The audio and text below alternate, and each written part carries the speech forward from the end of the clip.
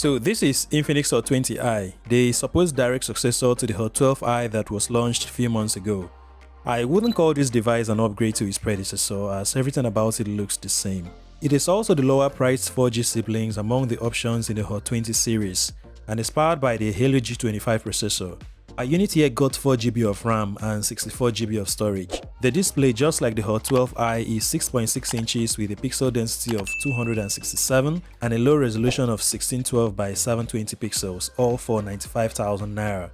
Is the entry-level Infinix Hot 20i worth your consideration and money at this time of the year going 2023? Let's find out in this review. There is usually not a lot of room for experimentation in smartphones in this segment, as there are obvious budget constraints. However, most OEMs try their best to keep the phones in line with some upper budget series of devices. The Hot 20i is not the best looking device out there, but the back panel looks fairly decent, and the triple camera setup could raise questions about its price, which I'll talk about later in this review.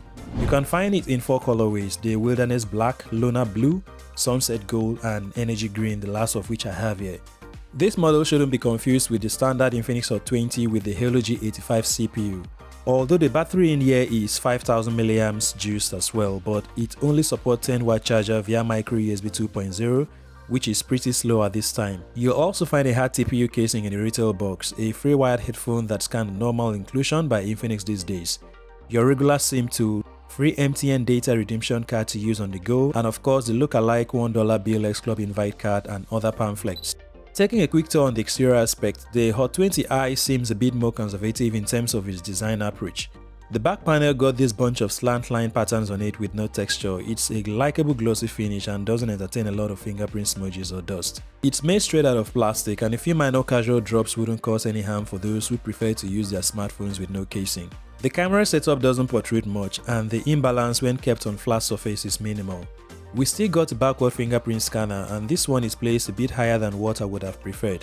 Though it does its job pretty well, but there is a slight delay after recognizing the biometrics, and this happens when the device has stayed idle for a while.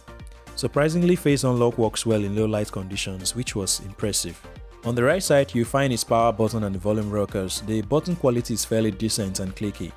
The bottom side holds in place a speaker grill, a USB Type-A port, a microphone and a 3.5 headphone jack as expected for an entry-level smartphone.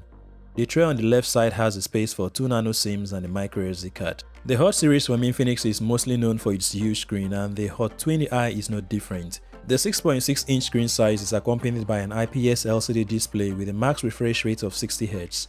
The first clear indication of a lower resolution display is the jagged edges on the app icons and text in the UI. The colors on displays are fine and the viewing angles are also good, though it doesn't look accurate in general due to lackluster contrast and vibrancy. The bezels are thin on all sides except for the chin part, which eats up much of the screen real estate. It's no deal breaker, as you'll get used to it with no time. Watching content on YouTube and Netflix was an acceptable experience. Sadly, it doesn't support the Widevine Level 1 certification. At peak brightness of 500 nits, using the device under sunlight was not an issue, and the content on the screen was legible, so no complaints here either. If you are looking to play graphics intense games on this device, you will be disappointed, as the processor is built for light gaming and minimal taxes. Using the phone for a longer period of time, things started slowing down. There was a noticeable delay when opening apps or even settings for that matter, and scrolling through the UI is not pleasant at all because of the constant sluggishness. Applying memory fusion or virtual RAM that allocates RAM from storage wasn't helping either. The main cause of this is the XOS. The device OS needs to be optimized to perform at its best. I did find a workaround to keep things running smoothly, which I'll share with you at the end of this review. Talking about OS, it runs on Android 12 out of the box based on XOS 10.6. And as you'd expect, lots of pre-installed bloatware apps can be found, which is part of what will slow down this device over time. Aside from the bad side of the XOS overlay, it also has some special features such as the Smart Panel, which can be activated by dragging in from the left or right side of the device. This is somewhat similar to the infamous H panel of the Samsung Galaxy smartphones, and is useful for multitasking. It also have game mode and Xclone, which lets you create dual accounts for any social media apps. Moving on to the battery department, I would say the battery life on the other hand is recommendable. The device easily ran for over a day and a half with my usage, which includes a bit of media content, casual gaming and social media. I got over 9 hours of screen time, so overall the battery life is good. although it's user dependent. However, the 10-watt charging speed, as earlier said and as expected, was pretty slow when compared to 2022 standards going 2023, so do keep that in mind.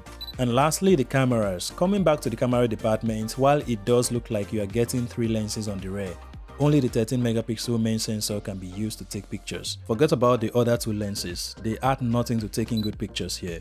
Don't expect much from the camera department if you love taking pictures. The cameras though could be improved with the software if Infinix will take a look at it. Now let me show you some useful manual adjustments I made in the settings to make it snappier to some extent. You need to do this. In the settings under System, I changed the navigation bar from buttons to the modern swipe gestures. It's important to enable developer options so we can reduce animations manually or turn it off completely. Here you can also enable force allow apps on external storage to let you move games or apps to microSD card to free up your internal storage space when you're in the apps menu of settings. And that's about that. The Infinix Hot 20i is one of those low budget devices for those on a tight budget but needs a smartphone for basic use, or parents looking to buy a small Android phone for their kids without spending much. It can also pretty much serve as a second device or as a gift. Aside from that, don't expect too much from the Infinix Hot 20i. Simply put, this is another Hot 12i with a new name. If you are going for the Hot 20 series, I would recommend the 5G variant with the Dimensity 810 processor.